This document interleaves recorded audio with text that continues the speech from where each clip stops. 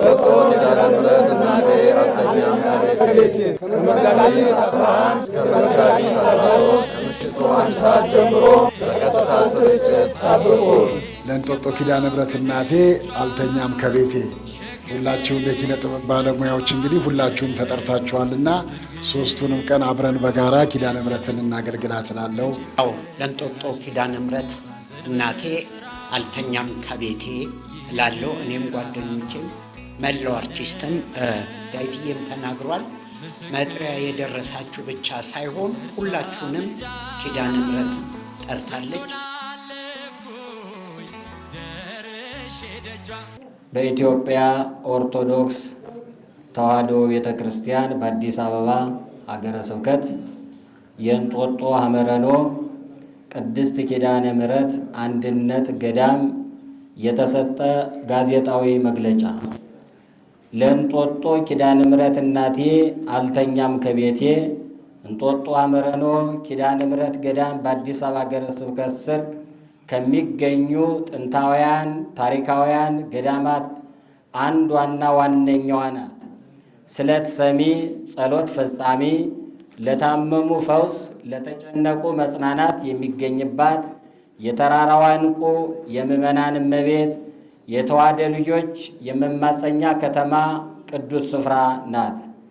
ከ140 በላይ አገልጋዮች ዓመቱን ሙሉ ያለ እረፍት የሚያገለግሏት መቅደስ ናት። በእንጦጦ ሐመረኖ ኪዳነ ምሕረት ጸበል ያልተፈወሰ ማን ነው? እምነቷን ተቀብቶ ከቁስሉ ያልዳነ ማን ነው? ከደጇ ወርቆ ሱባኤ ይዞ ብርዱን ዝናቡን ተቋቁሞ እንባውን አፍስሶ በመጨረሻ የልቡን መሻት ያልተፈጸመለት ማን ነው? ለዚህም ነው ከሀገር ውስጥ እስከ ውጭ ሀገር ያሉ የተዋሕዶ ልጆች በልዩ ፍቅር የምትወደው የምትናፈቀው እንጦጦ ሐመረኖ ኪዳነ ምሕረት ገዳም እግዚአብሔር የሚከብርበትን ድንግል ማርያም የምትመሰገንበት ለምዕመናን ምግበ ሥጋ ምግበ ነፍስ የሚሆኑ አገልግሎቶችን ስትሰጥ ቆይታለች። ለዚህም አገልግሎቶችና ልማቶች የሚያስፈልጉ ግብዓቶችን እስከ ዛሬ አውደ ምሕረት ላይ ብቻ እየጠየቀች ስትፈጽም ቆይታለች። አሁን ግን መጽሐፍ ዘመኑን ዋጁ ይላልና ዘመኑ ያመጣውን የሚዲያ ቴክኖሎጂ በመጠቀም በቀጥታ ስርጭት የገቢ ማሰባሰቢያ መርሃ ግብር አዘጋጅታለች። ቀጥታ ስርጭቱም በዚሁ ከእንጦጦ ሐመረኖ ኪዳነ ምሕረት ገዳም ከመጋቢት 11 እስከ መጋቢት 13 2018 ዓ.ም ከምሽቱ 1 ሰዓት ጀምሮ ለተከታታይ 3 ሌሊቶች ይካሄዳል። በመሆኑም የእንጦጦ ሐመረኖ ኪዳነ ምሕረት ገዳም ወዳጆች ጸበሏን ጠጥታችሁና ተጠምቃችሁ ከሕማማችሁ የደናችሁ ከደጇ አድራችሁና ሰንብታችሁ ሱባኤ ይዛችሁ የጸሎታችሁን ምላሽ የሰጠቻችሁ መክፈል የማልችለው ውለታው አለብኝ የምትሉ ከአገር ውጭና በውስጥም ያላችሁ የተዋሕዶ ልጆች ይህንን መልእክት ለ50 ሰው እንድታደርሱ ብሎም በተጠቀሱት ቀናት በሚዲያ በቀጥታ ስርጭት እየተከታተላችሁ በገንዘብና በቁሳቁስ በማገዝ ከጎናችን መሆናችሁን ከስር የተቀመጡትን ስልኮችን በመደወል ልጆችሽ አለንልሽ እንድትሏት በቅድስት ኪዳነ ምሕረት ስም አደራ እንላችኋለን። በቀጥታ ስርጭት የገቢ ማሰባሰቢያ መርሃ ግብር ማዘጋጀት ያስፈለገበት ምክንያት 11200 ካሬ ላይ ያረፈ ባለ 2 ቤዝመንትና ባለ 6 ወለል ለሁለገብ ሕንፃ የገነባች በመሆኑ ይህንን ሕንፃ 640 ሚሊዮን ብር የሚጨርስ ስለሆነ እስካሁን 135 ሚሊዮን ብር ከአውደ ምሕረት ከበጎ አድራጊዎችና ግለሰቦች ሰብስበን 20% ስራውን ተሰርቶ በገንዘብ እጥረት በመቆሙ ነው። ሕንፃውን መገንባት ያስፈለገበት ምክንያት ምንድነው ብንል የክርስትና ማጥመቂያ አዳራሽ፣ ልጆቻቸውን ክርስትና ለማስነሳት የሚመጡ ምዕመናን ቁጥር አሁን ካለው የክርስትና ቤት ጋር ሲነጻጸር በጣም ጠባብና አነስተኛ በመሆኑ ለምዕመናን አገልግሎት የሚሰጥ ለሰርግ፣ ለስብሰባ፣ ለልዩ ልዩ ተግባራት የሚውል አዳራሽ፣ ለአባቶች ማረፊያ የሚሆኑ ቤቶች፣ ለገዳሙ ልዩ ልዩ ጽሕፈት ቤቶች፣ ለፉካና መሰል ጉዳዮች በአጠቃላይ እስከ ዛሬ በካሽም በአካውንትም እያስገባችሁ ለረዳችሁ አውደ ምሕረትም መጣችሁ የሰጣችሁንን ገንዘብ ተግባር ላይ አውለናል። ለዚህም ሕንፃው አሁን የደረሰበትን ደረጃ አፍ አውጥቶ ይናገራል፣ ይመሰክራል። ኪዳነ ምሕረት ዋጋውን ትክፈላችሁ። ገዳማውያን በጸሎት ያስቧቸዋል። ቀሪውን የሕንፃ 80% ከመጋቢት 11 እስከ 13 2018 ከ1 ሰዓት ጀምሮ የሚኖረን የቀጥታ ስርጭት መርሃ ግብር ላይ በመሳተፍ ሕንፃውን አጠናቀን በ2019 አስመርቀን አገልግሎት ላይ እንዲውል እናድርግ። በቀጥታ ስርጭትም ላይ የምትደውሉባቸው ስልኮች 0911190503 ሁለተኛው 0911 592605 091144 6144 0957663939 ገዳሟን የምታግዙባቸው አካውንቶች ንግድ ባንክ 15037807779 አባይ ባንክ 9841011013 232317 አዱ ባንክ 008911720301 ማሳሰቢያ በአካውንት ቁጥሮች እያስገባችሁ በስልኮቻችሁ በዋትስአፕና በቴሌግራም ደረሰኙንም እንድትልኩልን መጋቢት 2018 ዓ.ም የእንጦጦ ሐመረኖ ቅድስት ኪዳነ ምሕረት አንድነት ገዳም አዲስ አበባ ኢትዮጵያ። ዛሬ የተሰባሰብንበት ዋነኛው ምክንያት እነኚህ አበው መነኮሳት እኛን 24 ሰዓት ሙሉ የሚያገለግሉ እኛን ሀብታም ያደረጉ እነሱ ግን ምንም የሌላቸው እኛን በጸሎት የሚያማልዱ እኛን የሚፈቱ አባቶቻችን መኖሪያ ስለሌላቸው ይህን የመኖሪያ ችግር ለመቅረፍ ትልቁ የመጀመሪያውና ዋናው የእነሱን መኖሪያ ችግር ለመቅረፍና እነሱ ባላቸው በሚቀራቸው ሕይወት ዘመን እንኳን ደህና ቤት ላይ እንዲኖሩ ለማድረግ ይህን ዝግጅት አዘጋጅተናል። ስለዚህ አባታችን እንደተናገሩት በውስጥም በውጭም ያላችሁ የክርስቲያን ቤተሰቦች ይህንን ተረድታችሁ የእርዳታ እጃችሁን እንድትዘረጉልን እንጠይቃል። ሌላ እንግዲህ እግዚአብሔር ይርዳል። በሌላ ጊዜ ደግሞ ይህ ሕንፃ አልቆ በአባቶች እየተመረቅን ተመራርቀን የምንለያይበትን ቀን እግዚአብሔር ያቀርብልን እላለሁ። አመሰግናለሁ። በስመ አብ ወወልድ ወመንፈስ ቅዱስ አሃዱ አምላክ አሜን።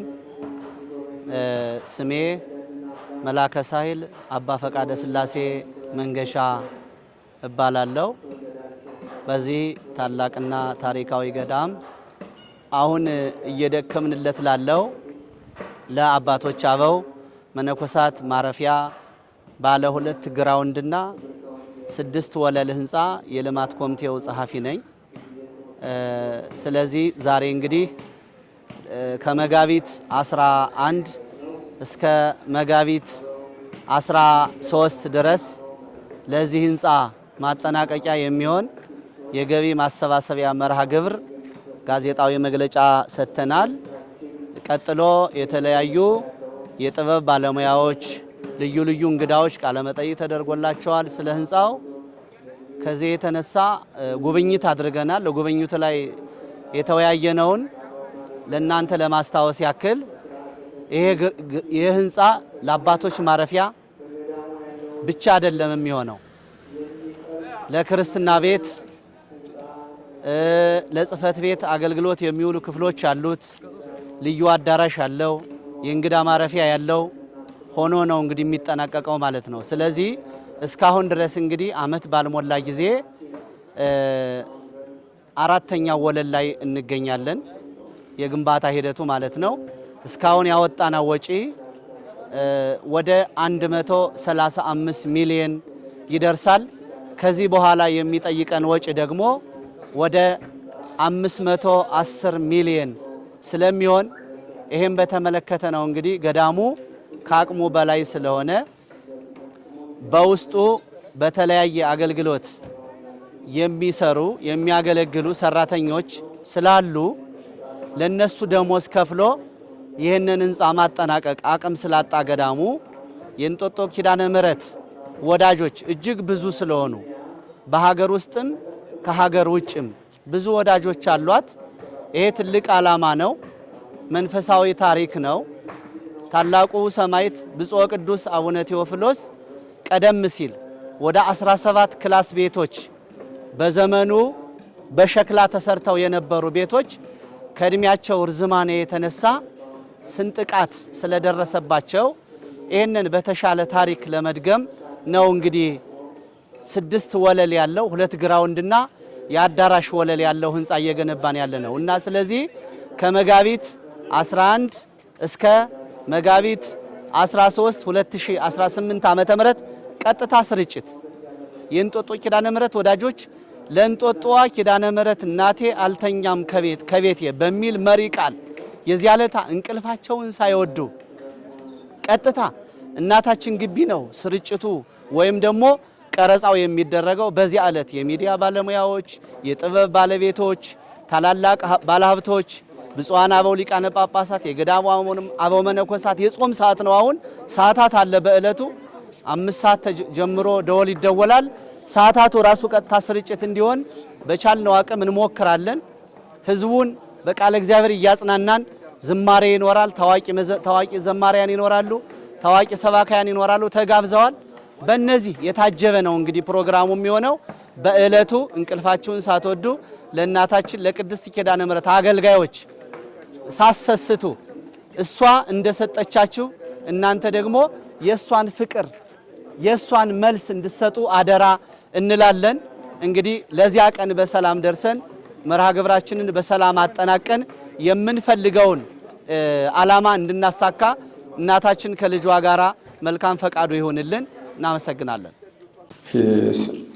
ካሜራማኖች፣ ዩቲዩበሮች፣ ቲክታከሮች እና ሚዲያዎች ያስጎበኟቸዋል። የሰጣችሁት ገንዘብ አባቶቻችን የት ላይ እንደዋሉት የምታዩት ይሆናል።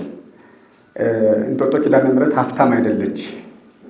በየወሩ በ16 እሁድ በአመት 2 የሚሰበሰበውን ገንዘብ የት እየጣሉት ነው የሚሉ ጥያቄዎችም ከአሁን በፊት ተነስተዋል። እዚሁ እንንገራችሁ ብለን ነው። ከአሁን በፊት የተሰጠው ገንዘብ ቤተ አብርሃም የምታዩት ትልቅ ያ ግዙፍ ህንፃ እሱ ተገንብቶበታል። ከዛ የተወሰነ ብር ደግሞ 140 መነኮሳት የሚተዳደሩበት ነው። ክፉ ቀን ቢመጣ መጠባበቂያ ነው። የተወሰነ ብር አካውንት ላይ አለ። ማንም የባንክ ሰራተኛ የሚያየው ነገር ነው። አሁን የተጀመረው የአባቶች መኖሪያ ደግሞ የሚያስፈልገው ከ600 ሚሊዮን ብር በላይ ነው። ስለዚህ 20% አልቋል፣ 80% ይቀራል። ስለዚህ 80%ን ጨርሱልን ነው። በቃ ዋይት ኤንድ ብላክ ጥቁርና ነጭ ነው። ገንዘብ ሰብስበናል። ከ100 ምናምን ሚሊዮን ብር በላይ ሰርተንበታል። የቀረው 80% ነው። እሱን ጨርሱልን ነው እንጂ ገንዘብ አልተቀበልንም። በየወሩ ብር አይገባም። የነሐሴ ኪዳነ ምሕረትም የካቲት ኪዳነ ምሕረትም ብር አይገባም። አልተቀበልንም። ሀብታም አይደለንም አላልንም። ግን አሁን እጃችን ላይ ብር አልቆ ህንፃው ቆሟል። ስለዚህ ጨርሱልን ነው። ለምን ሲባል 140 አገልጋዮች አሁን በዚህ ሰዓት ያሉት አስጊ ሁኔታ ላይ ያሉት። ካስታወሳችሁ የዛሬ ዓመት 2 ዓመት ይመስለኛል ቦታው ተንዶ መነኮሳት አልቀው ነበር እና ሀዘኑ ጸጸቱ ለሁላችን ነው አይደል? ከእንጦጦ ኪዳነ ምሕረት ገዳም አባቶች አንድ ሰው ሞተ ቢባል እንዴት ነው የሚሰማችሁ? በእኛ ንዝህላልነት ምክንያት ማለት ነው። ስለዚህ የተናገሩት ይሄ ነው፣ ሀቅ ነው። የእንጦጦ ኪዳነ ምሕረት አካውንት ዓለም ሁሉ የሚያውቀው ነው። የብቻ ባንክ የላትም። ማየት ትችላላችሁ ያለውን ይሄ ነው። ለሚነሱ ጥያቄዎች አስቀድሞ መመለስ ስላለብን ማለት ነው። ሀብታም ናት እንዳትሰጡ የሚል ወሬ ለሚነዙ ሰዎች ይሄ ነው መልሱ። ከዛ ባሻገር ለ3 ቀን ለሚደረገው የገቢ ማሰባሰቢያ መቄዶንያ እየተለመነ ነው።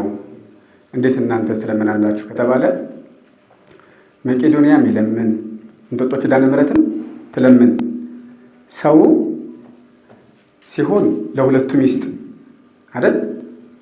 ሳይሆን ደግሞ ደስ ስላለው ልቡ ወዳደላበት ቦታ ይስጥ።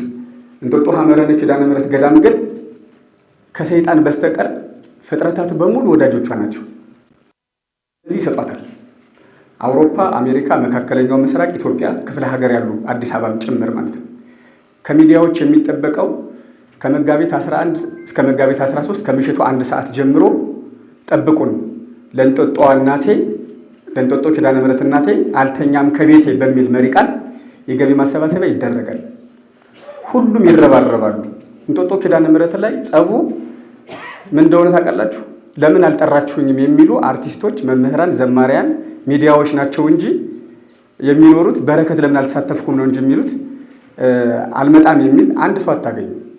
ምክንያቱም 16ቱን ቀን እዚህ ያላስቀደሰ ሰው የለም።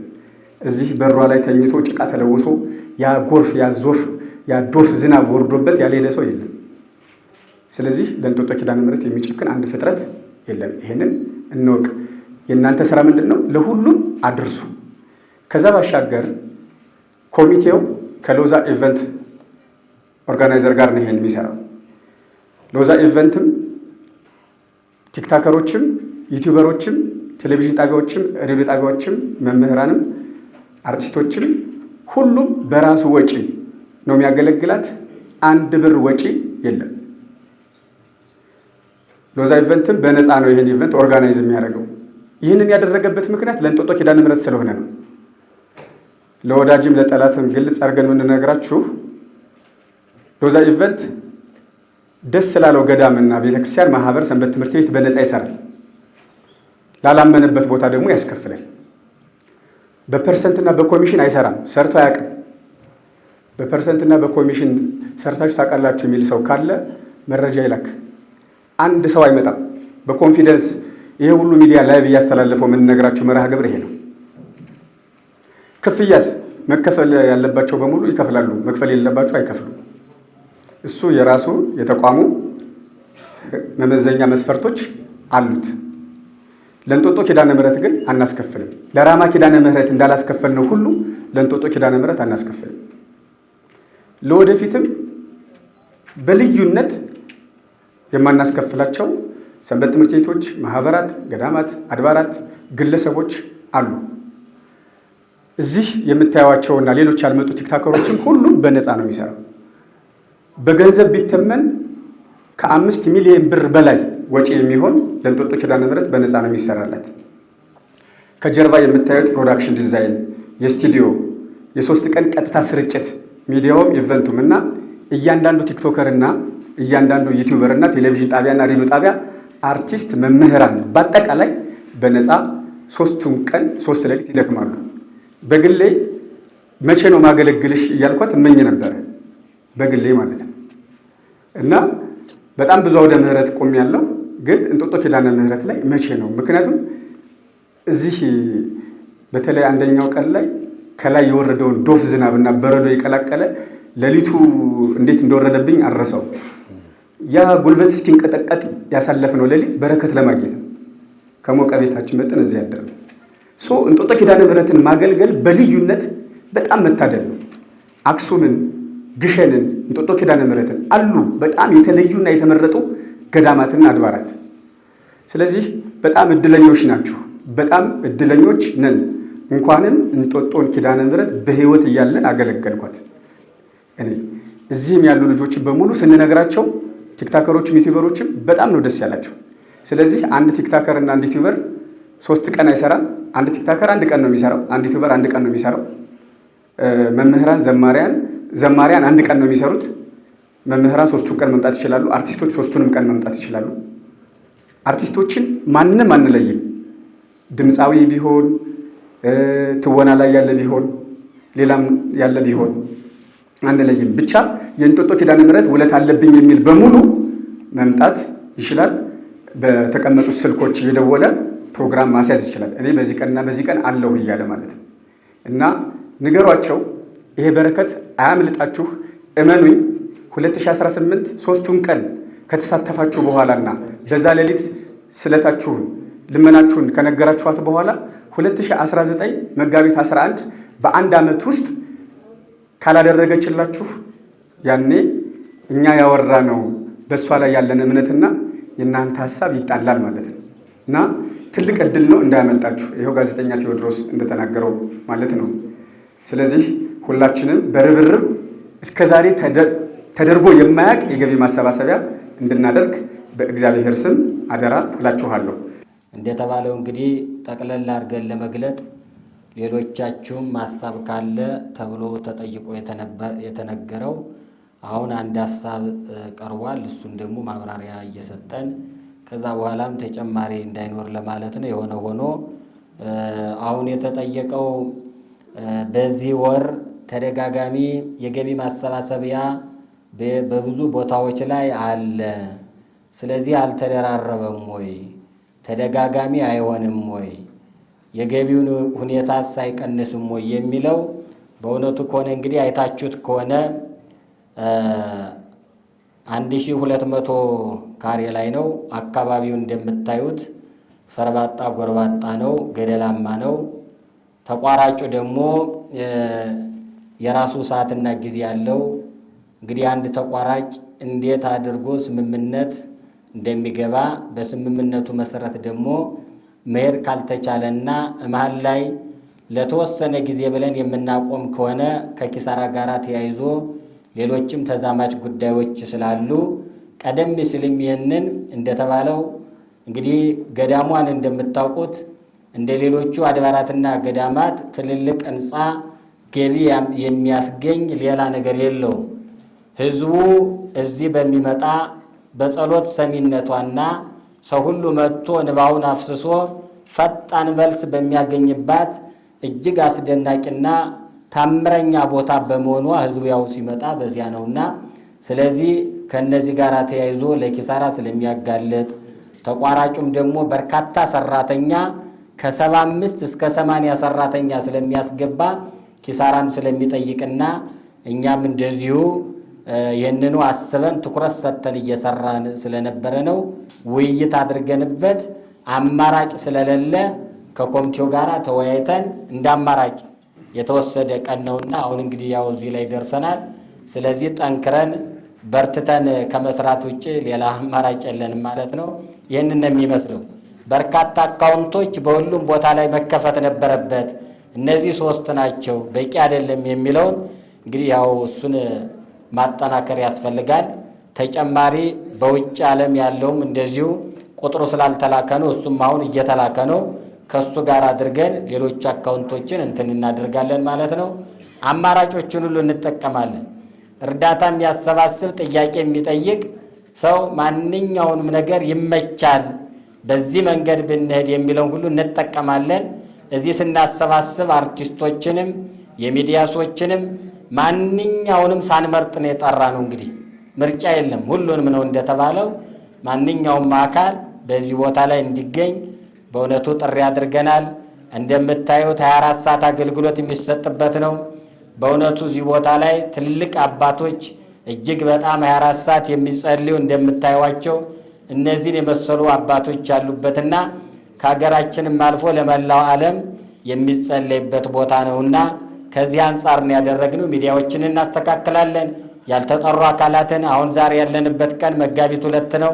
ከ11 ጀምረን ነው የምናንቀሳቀሰው። ስለዚህ ይህንንም እናንቀሳቀሳለን፣ ጉርለቶችን እናስተካክላለን ለማለት ነው። ሌላም ተጨማሪ ጥያቄ ካለ እንቀበላለን ማለት ነው። ይሄ ታላቅ ህንፃ እንደምታዩት ባለ 2 ግራውንድና 6 ወለል አለው። 2ቱ ግራውንድ አገልግሎቱ ለፉካ አገልግሎት ወይም ለቀብር አገልግሎት የሚውል ሲሆን ከሁለቱ ግራውንድ ቀጥሎ ያለው አንደኛው ወለል የሁለቱም ህንጻ ማለት ነው ልዩ አዳራሽ አለው። ሁለቱም ህንጻዎች ላይ የክርስትና ቤት አለ፣ የእንግዳ ማረፊያ አለው።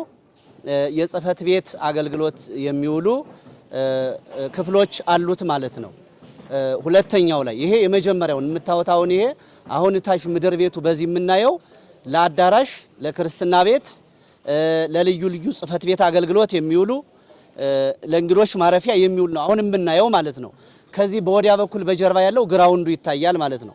ከዚህ ቀጥለን እዚህ ላይ ልጅ የቆመበት ይሄ ከዚህ ቀጥሎ የአባቶች አበው መነኮሳት ማረፊያ ነው። ይሄ የሚቀጥለው እንግዲህ አባቶች አበው መነኮሳት ሁሎችንም ጠቅሎ እንዲይዝ የተሟላ ሻወር ሽንት ቤት ያለው ክችን ካቢኔ ያለው የራሱ መኝታ ቤት ያለው የጸሎት ቤት ያለው ሆኖ በሙሉ የተሟላ ሆኖ ምንም ሳይደክሙ ለአገልግሎቱ ለጸሎቱ እንዲተጉ ተብሎ በማሰብ የተዘጋጀ ነው። እንግዲህ በአጭር ጊዜ 2017 መጋቢት 23 ቀን ነው የተጀመረው። በአጭር ጊዜ አመት አልሞላውም። አሁን እንግዲህ አራተኛ ወለል ልንሞላ ኮለኖች አስረናል ማለት ነው። አራተኛ ወለል ሁለቱንም ማለት ነው ባንድ ነው የሚሞላው። የምንጠቀመው ማቴሪያል ቤቱ ግብዓት ያቀርባል፣ የተለያዩ የግንባታ ብረቶች ያቀርባል። አርማታ ገዝተናል። አርማታ በሙሉ አሁን ተገዝቷል እስከ መጨረሻው ድረስ የተጣራ አርማታ ማለት ነው። በሰው ኃይል የሚዘጋጅ አርማታ ሳይሆን ማሽን አዘጋጅቶ የሚያመጣው አርማታ ነው ያለን። በዚህ ምክንያት ስራው በጣም እየተፋጠነ ነው ያለን። ለዚህም ነው እንግዲህ በጣም በአጭር ጊዜ እዚህ የደረስነውና ስለዚህ ከዛሬ ጀምሮ እንግዲህ የተከበራችሁ የሚዲያ ባለቤቶች በተለይ ቀናነታችሁን ዛሬ ያሳይታችሁናል። ወደፊትም ደግሞ ኪዳነ ምሕረት አግዛችሁ ትችት የሌለበት እግዚአብሔር የሚወደው በቃ መንፈሳዊ አገልግሎት መሆኑን ተረድታችሁ የሆነ ነገር ሊከሰት ይችላል፣ ትችቶች ሊመጡ ይችላል። ያንን ታግሳችሁ ለስኬት እንድታበቁን ከእግዚአብሔር በታች አደራ እንላለን። የካቲት መጋቢት 11 12 13 የቀጥታ ስርጭቱ ይካሄዳል ማለት ነው። በእለቱ ታላላቅ እንግዶች ይገኛሉ። ብፁዓን አበው ሊቃነ ጳጳሳት፣ የጥበብ ባለሙያዎች፣ ባለሀብቶች፣ አርቲስቶች፣ አበው መነኮሳት ይገኛሉ። በዚያ እለት እንደዛሬው ሰብሰብ ብለን የቀሩትም ተጨምረው ለስኬት እንድንበቃ አደራ እንላለን ማለት እወዳለሁ። የተላለፈው የተባለው አባይ አካውንት 98 41 01 10 02 32 20 17 ነው። ልድገመው አንድ ጊዜ። የአባይ ባንክ 98 41 01 10 02 32 20 17 ይሄ ነው ትክክለኛው የሐመረ ኖህ አካውንት። ከዚህ ውጭ እንግዲህ ሌላ የሚጨምረው ነገር ያለው ይሄ ግራውንዱ እንደምታዩት ማለት ነው ከበስተጀርባ ነው ያለው። ዋናው ዓላማው ለቀብር አገልግሎት እንደሆነ እንድትወስዱ ከመጋቢት 11 እስከ መጋቢት 13 ከምሽቱ 1 ሰዓት ጀምሮ በቀጥታ ስርጭት ጠብቁን።